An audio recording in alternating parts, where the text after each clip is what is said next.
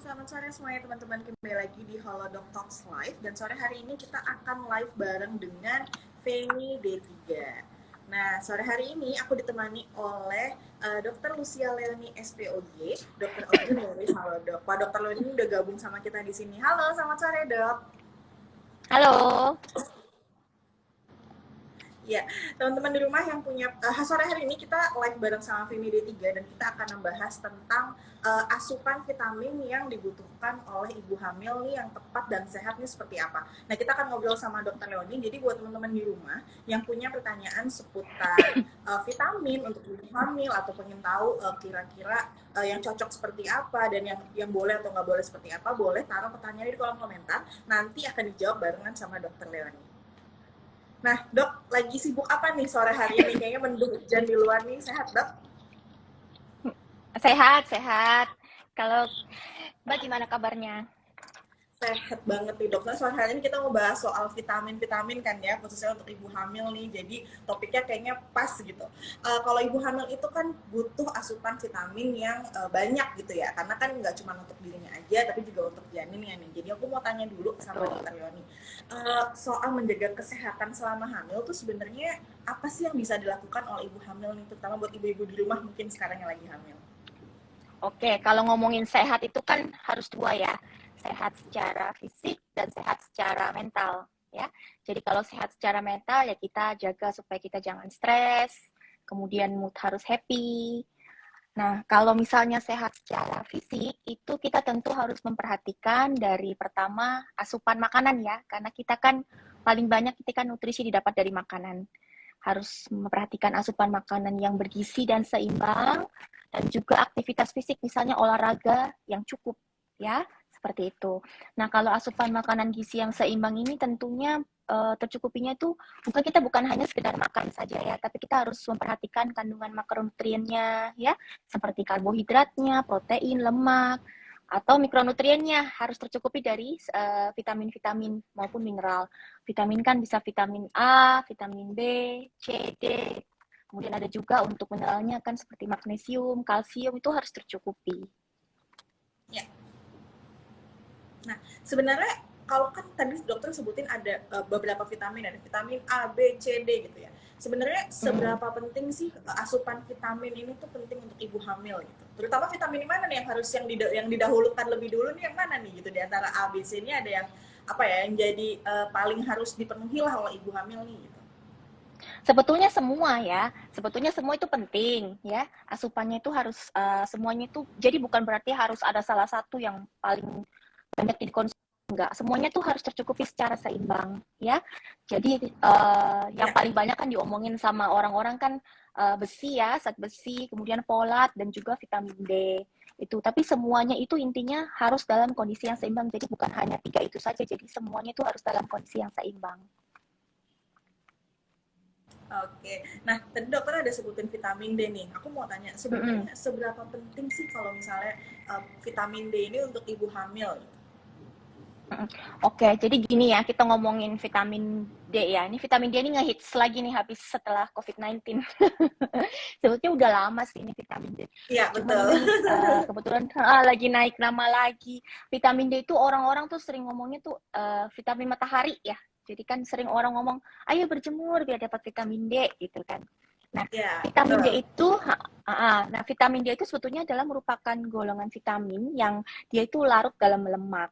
Nah, sebetulnya itu vitamin D itu bisa didapat itu dari pertama itu kan dari makanan juga bisa ya. Kemudian dari sinar matahari, bukan maksudnya vitamin D-nya yang didapat, tapi karena vitamin D dari sinar matahari, sinarnya itu dari sinar matahari itu dia membantu pemecahan kolesterol di kulit kita, itu untuk mengubah menjadi vitamin D yang dibutuhkan oleh tubuh kita. Nah, ternyata selain fungsi vitamin D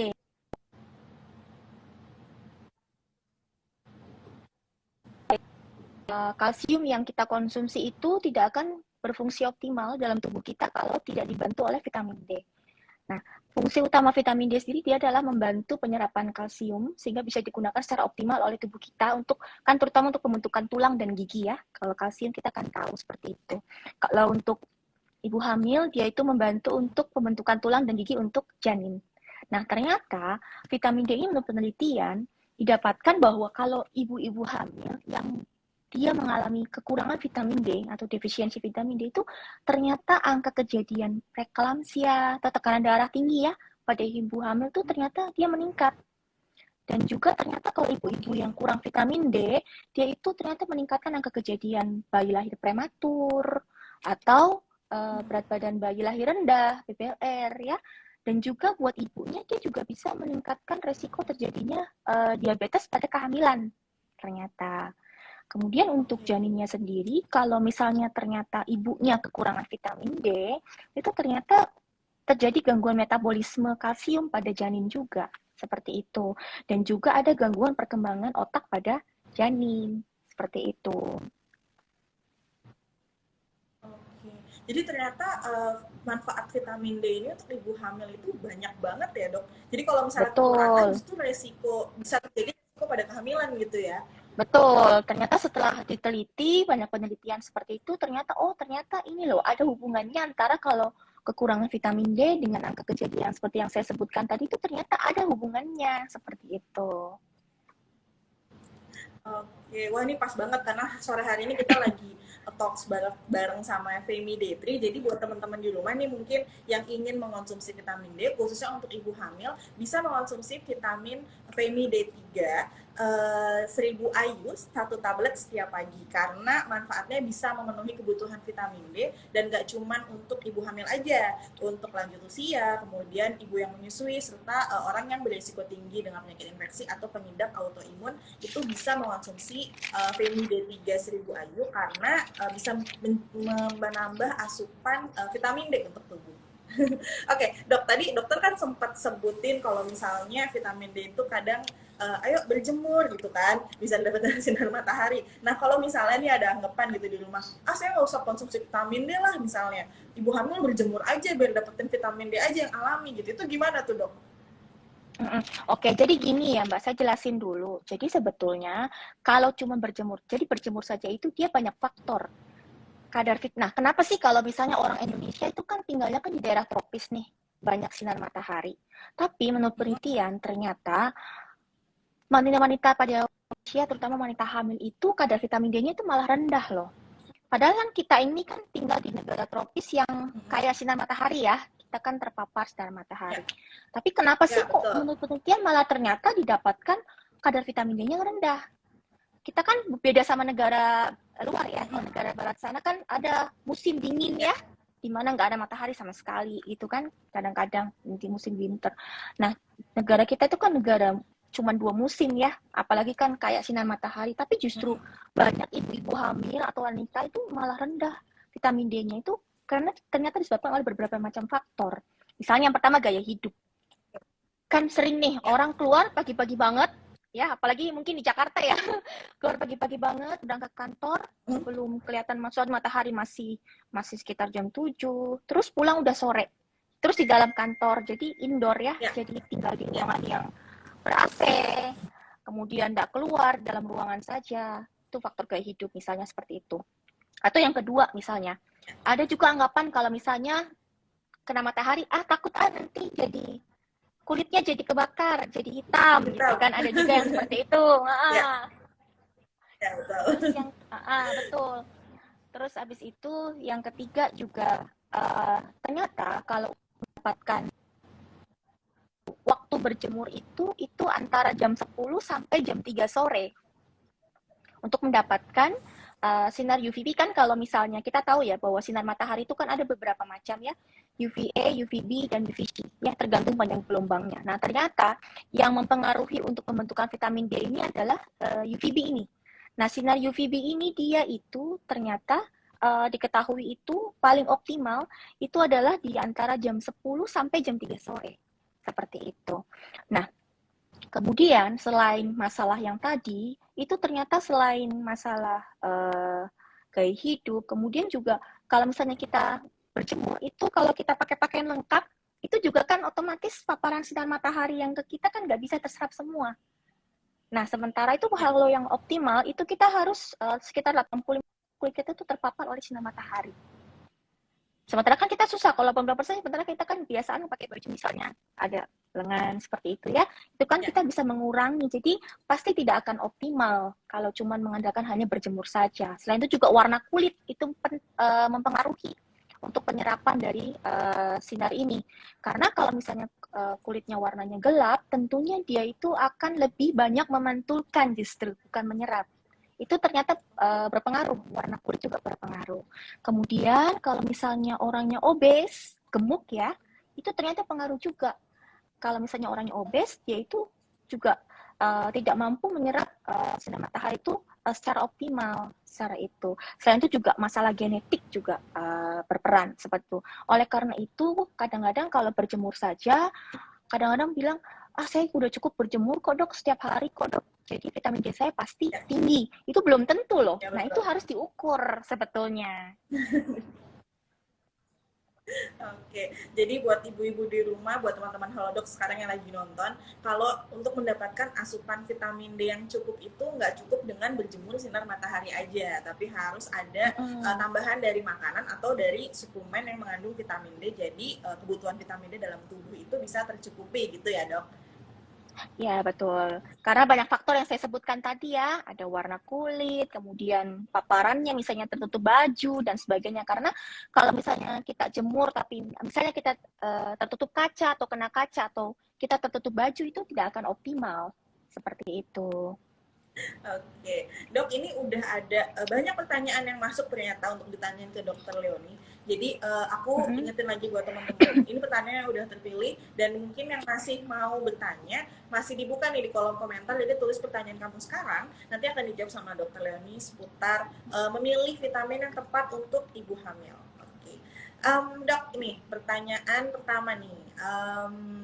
Oh ini, dok, kalau misalnya minum suplemen vitamin D itu perlu pemeriksaan kadar vitamin D terlebih dulu atau boleh langsung minum aja?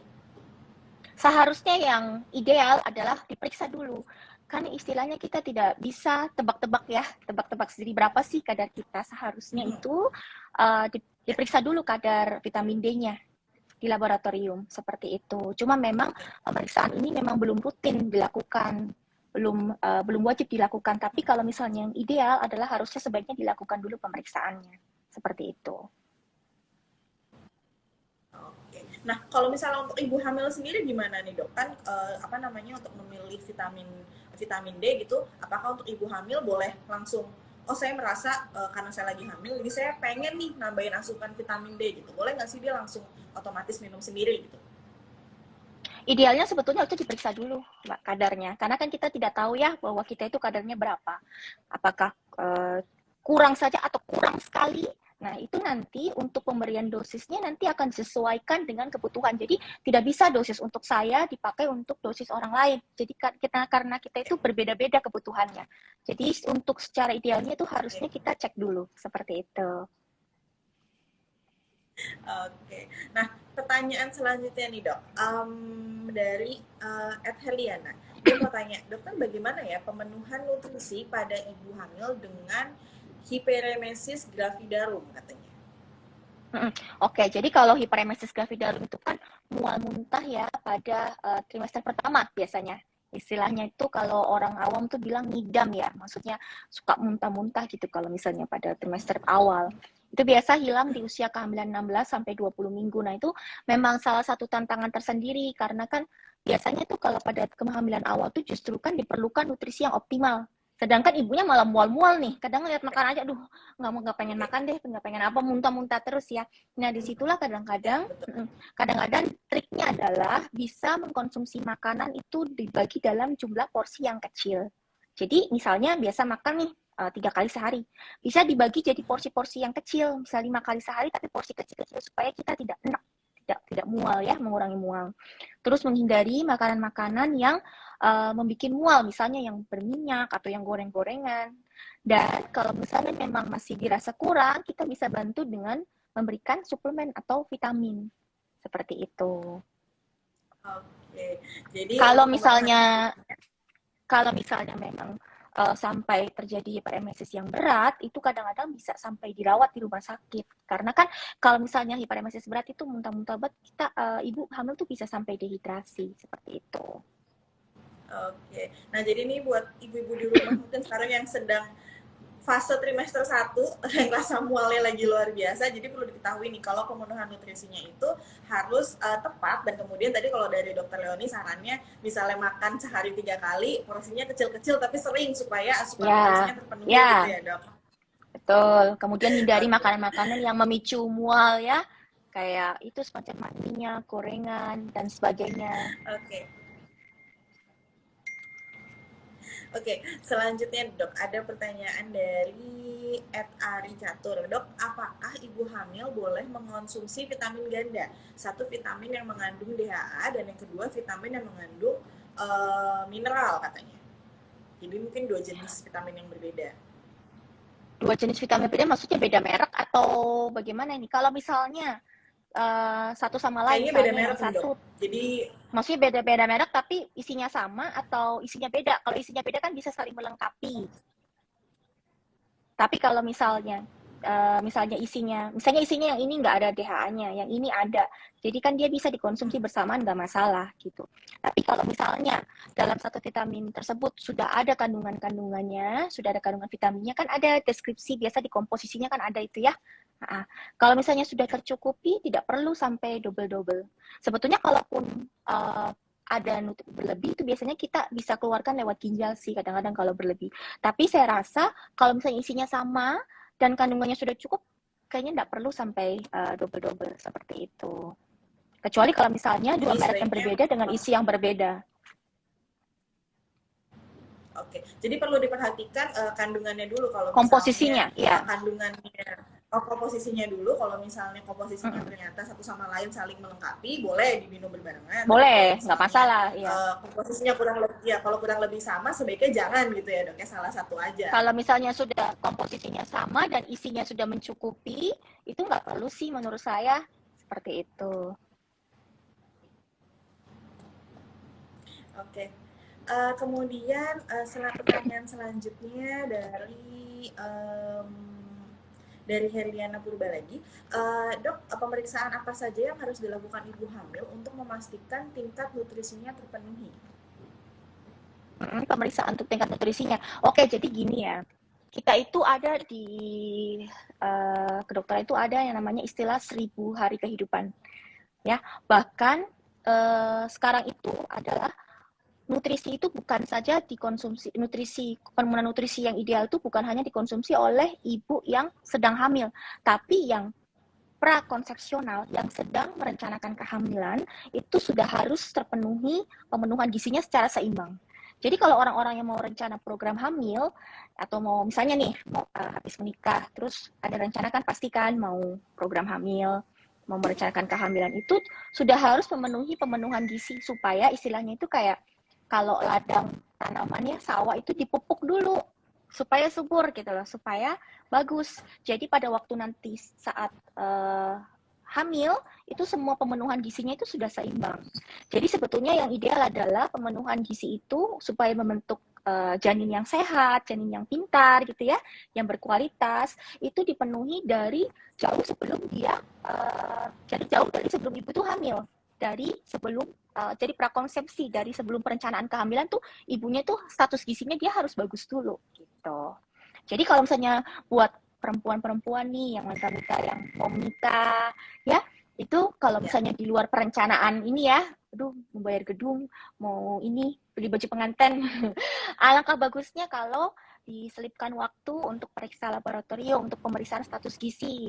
Oh jangan-jangan saya selama ini misalnya kadar besinya saya kurang nih atau jangan-jangan kayak itu vitamin D-nya saya jangan-jangan kurang nih seperti itu. Jadi idealnya adalah diperiksa dulu status gizi ibunya dan ayah ya dan laki-laki ya karena kan pastikan peran ayah sama ibu kan sama-sama penting ya. Status gizinya itu harus dipenuhi dulu. Kalau status gizinya bagus, ya semoga kita berharap bahwa nantinya pembentukan janinnya, pembentukan otak janin itu akan optimal sehingga nantinya akan melahirkan anak-anak yang berkualitas seperti itu. Oke. Jadi ini buat teman-teman Halodoc di rumah mungkin yang berencana untuk hamil atau mungkin sekarang sedang merencanakan pernikahan, saran dari Dokter Leoni adalah disisakan waktu gitu ya, dan ini untuk melakukan pemeriksaan nutrisi. Jadi siapa tahu ketika hamil Betul. pemeriksaan nutrisinya jadi lebih lengkap gitu. Ya, betul. Oke, dok ini ada pertanyaan lagi. Katanya gini, dok, ibu hamil itu semuanya harus diharuskan minum susu atau enggak ya gitu? Dan kalau misalnya alergi, ada alternatif lain nggak ya untuk mengganti asupannya? Oke, jadi gini, sebetulnya kalau misalnya ibu tersebut, kalau wanita tersebut sudah terpenuhi, kalau misalnya sudah terpenuhi status gizinya, lewat makanan sudah cukup, dia sudah yakin, oh ini kalau saya makanan cukup kok dok, ini saya makannya begini-begini, semuanya cukup, oke, sebetulnya tidak perlu, tidak wajib itu pemberian susu hamil. Tapi kalau misalnya dirasa dari konsumsi makanan sehari-harinya dia kurang, kayaknya saya makannya ini nih dok, kurang deh kayaknya saya cuman sukanya makannya ini apa misalnya makannya cuman aduh saya lebih doyan kalau makannya makan fast food misalnya atau saya nggak suka dok makan sayur dok saya sukanya makan ini aja gitu kalau misalnya dirasa kurang itu bisa konsumsi susu hamil karena susu hamil itu dia sudah difortifikasi atau ditambahkan zat-zat tertentu yang berguna untuk ibu hamil tersebut. Tapi memang sih ada kondisi tertentu di mana ada orang tuh yang enak ya kalau minum susu ya. Kadang-kadang ada orang yang mual gitu kadang-kadang sama susu ya gitu. Itu bisa bisa mengkonsumsi susu lain, maksudnya susu jenis lain tidak selalu harus susu hamil. Cuma memang kalau susu untuk ibu hamil dia memang sudah ditambahkan zat tertentu yang memang mencukupi angka kebutuhan gizi untuk ibu hamil tersebut. Seperti itu. Oke, pertanyaan selanjutnya nih dok. Dok, ada nggak sih perbedaannya antara vitamin D dan vitamin D3? Oke, kalau vitamin D itu sebetulnya ada dua, vitamin D2 dengan vitamin D3. Kalau D2 itu namanya ergocalciferol, kalau D3 itu cholecalciferol. Nah, kalau si vitamin D2 ini biasa didapatkan dari tumbuhan. Nah, kalau vitamin D3 inilah sebetulnya yang paling banyak cholecalciferol ya, itu yang bisa bermanfaat untuk tubuh kita. Jadi yang paling banyak dipakai itu adalah vitamin D3. Makanya kalau misalnya di suplemen-suplemen itu pasti tulisannya bukan cuma vitamin D saja, tapi ada D3. Seperti itu. Oke, nah ini ada pertanyaan selanjutnya. Dok, dok jika HB ibu hamil rendah, apakah itu tandanya kekurangan vitamin katanya? Kalau HB rendah itu biasanya itu disebabkan kalau ibu hamil ya, itu kebanyakan disebabkan karena kekurangan zat besi. Karena itu makanya harus dicek terlebih dahulu zat besi. Biasanya itu kalau ibu hamil disebabkan karena defisiensi besi. Ya, jadi itu harus diperiksa lebih lanjut untuk diketahui penyebabnya itu dari mana. Cuman kebanyakan karena kekurangan zat besi. Seperti itu kalau pada ibu hamil. Oke, pertanyaan selanjutnya nih dok dari Kayu Oyin katanya gini, dok apakah aman ya untuk ibu hamil mengonsumsi suplemen herbal katanya? Aduh, kalau suplemen herbal saya nggak tahu isinya apa. Jadi kalau misalnya itu tergantung dari isinya. Tergantung dari isinya. Kalau misalnya, karena kan saya kurang tahu ya, suplemen herbal kan banyak mereknya, banyak jenisnya, banyak betul. isinya. Jadi saya tidak bisa pastikan bisa aman atau tidak, karena itu tergantung dari jenis komposisinya. Seperti itu. Betul. Jadi lebih bagus dikonsultasikan dulu dengan dokter. Itu Iya, Jadi yang dikonsultasikan udah dulu pasti dengan dibutuhin dokter. sama ibu hamil adalah D3, kemudian zat besi itu udah pasti dibutuhin ya dok ya. Sebenarnya semua sih, ya semua itu sebetulnya diperlukan. Cuman apa namanya? Untuk bukan cuman hanya vitamin D3 dan besi, cuman semuanya kandungannya harus dalam kondisi yang seimbang seperti itu. Oke. Dok, kemudian ada pertanyaan selanjutnya Bella, katanya dok, apakah ada perbedaan asupan vitamin ketika di trimester 1, 2, dan ketiga katanya? Betul. Jadi misalnya gini, kayak misalnya kalsium ya. Sebetulnya kebutuhan kalsium itu dia sangat meningkat di trimester 2. Kalau dan sebelum hamil pun itu beda dengan kebutuhan pada waktu setelah hamil. Misal kayak kalsium yang saya sebutkan ya. Kalau orang sebelum hamil tuh biasanya hanya butuh sekitar 150 mg. Tapi ternyata begitu setelah hamil dia tuh kebutuhannya meningkat sampai 1000 sampai 1500 mg. Jadi otomatis dia kebutuhannya pasti dia akan meningkat. Dan juga demikian pula kebutuhan lain, misalnya seperti besi. Itu kebutuhannya dia makin meningkat seiring dengan perkembangan usia kehamilan, yaitu kebutuhannya dia makin meningkat seperti itu. Oke. Jadi sebenarnya untuk trimester 1, 2, 3 karena kebutuhannya meningkat, jadi ibu hamil juga harus menyesuaikan kebutuhan vitaminnya gitu ya, Dok. Terutama harus konsultasi sama dokter juga. Jadi bisa tahu mana Betul, vitamin yang harus terpenuhi gitu. betul.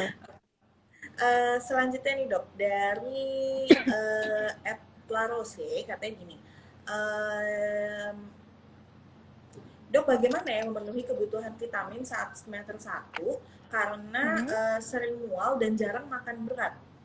Tadi mungkin sebenarnya mungkin Uh, selain Kayaknya saya sudah tadi kan dokter jelaskan juga ya tadi jelasin ya. soal membagi makanan gitu ya. Oke, tadi saya sudah sempat singgung sedikit ya. Jadi Kemudian kalau di trimester 1 ini kan memang paling sering terjadi mual muntah ya, atau kalau berlebihan tuh disebutnya hiperemesis gravidarum. Ya mungkin salah satu triknya yang seperti saya sudah jelaskan tadi, ya selain kita membagi konsumsi makanannya menjadi porsi lebih kecil supaya tidak terlalu mual, tidak enek ya, dan menghindari makanan-makanan yang mencetuskan terjadinya mual, bisa juga untuk mencukupi kebutuhan gizinya, itu kita bisa mengkonsumsi suplemen atau kebutuhan gizi kita yang tidak dicukupi karena kan kita kan memang kalau makan kadang-kadang namanya mual ya, kita nggak mau sama sekali itu, jadi itu bisa dibantu dengan pemenuhan dengan suplemen atau vitamin. oke. Kemudian selanjutnya, oh ini pertanyaan terakhir untuk sore hari ini, Dok. Karena pertanyaannya masih banyak, cuma waktu kita terbatas. Ini pertanyaan terakhir dari Ed Farquin, katanya, Dok, apakah semua ibu hamil harus mengonsumsi suplemen prenatal? Katanya. Suplemen ibu hamil ya maksudnya, semua ibu hamil harus mengkonsumsi Ya. suplemen prenatal. Oke, jadi gini, sebetulnya kalau misalnya ibu hamil tersebut bisa memenuhi angka kebutuhan gizinya, pemenuhan kebutuhan gizinya, sebetulnya itu tidak perlu. Tapi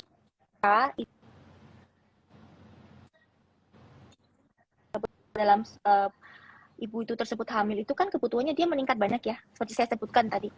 Kalau misalnya kalsium, biasa dia tidak hamil tuh sekitar 150 mg, tapi begitu hamil itu jumlahnya berkali-kali lipat naik. Itu kadang-kadang kita tidak mungkin untuk mencukupi kebutuhan tersebut. Makanya itulah kadang-kadang dibutuhkan suplemen atau vitamin untuk membantu memenuhi kebutuhan gizi tersebut, seperti itu. Karena kita pasti kalau kita hitung itu pasti nggak akan cukup kalau misalnya kita mau makan sekitar 1000 atau 1500 gram 1000 sampai 1500 miligram kalsium, itu kalau kita konsumsi itu jumlahnya pasti besar sekali. Kalau misalnya kita mau konsumsi susu atau keju, itu kayaknya nggak mungkin. Jadi kadang-kadang makanya karena itulah peran vitamin atau suplemen itu diperlukan untuk memenuhi kebutuhan tersebut. Oke. Dan mungkin karena yang perlu vitaminnya juga nggak cuma ibunya aja, tapi juga janin dalam perut ya, Dok. Jadi ada 2 orang nih butuh vitamin, makanya suplemen itu dibutuhkan banget ya, Dok. Betul, betul. Oke. Wah, ini nggak terasa ngobrol sama Dokter Leoni udah lebih hampir 30 menit. Makasih banyak loh Dokter Leoni segala informasinya seputar informasi untuk ibu hamil ini. Sama-sama. Dan buat teman-teman di rumah yang tadi pertanyaannya belum sempat dijawab sama Dokter Leoni, gak usah khawatir. Kalian bisa buka aplikasi Halodoc, nanti bisa konsultasi bareng sama Dokter Leoni dan bertanya lebih lanjut nih seputar kehamilan dan juga tentang vitamin atau asupan apa yang dibutuhkan sama ibu hamil. Dan juga informasi buat kamu juga nih yang di rumah, untuk mengonsumsi vitamin D3 1000 IU setiap pagi untuk menambah asupan vitamin D khususnya untuk ibu hamil, kemudian untuk orang lanjut usia dan juga dengan orang dengan risiko tinggi atau penyakit infeksi dan juga pengidap autoimun. Kalian bisa mendapatkan kebutuhan vitamin D dengan cepat dengan mengkonsumsi vitamin Femi D3 1000 IU. Vitamin ini diproduksi oleh Kalbe Group, jadi udah nggak usah dipertanyakan lagi ya. Kalian bisa percaya sama dosisnya yang 1000 IU ini karena aman dikonsumsi setiap pagi juga, dan kalian bisa dapetin di aplikasi Halodoc. Caranya tinggal buka toko kesehatan, kemudian klik search, ketik Femi, lalu kamu bisa pilih produk Femi D3 1000 IU, masukin ke keranjang dan nanti akan langsung diantar ke rumah kamu. Jadi bisa langsung kamu konsumsi bahkan hari ini juga. Nah, Dokter Leoni, sebelum kita tutup acaranya, ada pesan-pesan nggak nih untuk teman-teman Halodoc di rumah, khususnya untuk ibu-ibu hamil sekarang yang lagi ada di rumah nih? Oke, untuk bumil semua, selalu jaga kesehatan, baik untuk ibunya, untuk babynya juga, dengan mengkonsumsi makanan yang bergizi dan seimbang. Jangan lupa untuk selalu beraktivitas olahraga, ya. Olahraga ringan boleh, yang penting ada aktivitas fisik, dan juga rutin lakukan antenatal care di dokter. Selalu ingat juga kalau misalnya ibu tidak yakin untuk mencukupi kebutuhan gizi, bisa dibantu dengan konsumsi suplemen yang direkomendasikan oleh dokter. Seperti itu. Oke, sekali lagi aku ingetin buat teman-teman di rumah yang sekarang pertanyaannya belum sempat dijawab sama Dokter Leoni nih, kamu bisa buka aplikasi Halodoc untuk chat sama Dokter Leoni, dokter objin terpercaya dari Halodoc. Nah, dokter ada di Halodoc tiap hari apa nih dan jam berapa nih kalau teman-teman di rumah mau konsultasi? Ada kok setiap hari. Nanti bisa dilihat jamnya di aplikasi Halodoc. Oke, berarti kamu tinggal buka aplikasinya, kemudian search nama Dokter Lucia Leoni ya. Nanti keluar tuh jadwalnya, jadi kalian bisa pilih, bisa bikin janji untuk konsultasi sama Dokter Leoni. Terima kasih semuanya udah menunggu Halo Dok Talk Live bersama Femi D3 sore hari ini. Jangan lupa jaga kesehatan terus di rumah. Makasih banget Dokter Leoni, sampai jumpa di Halo Sama-sama. Dok Talk Live. Oke. Terima kasih, bye-bye Dok.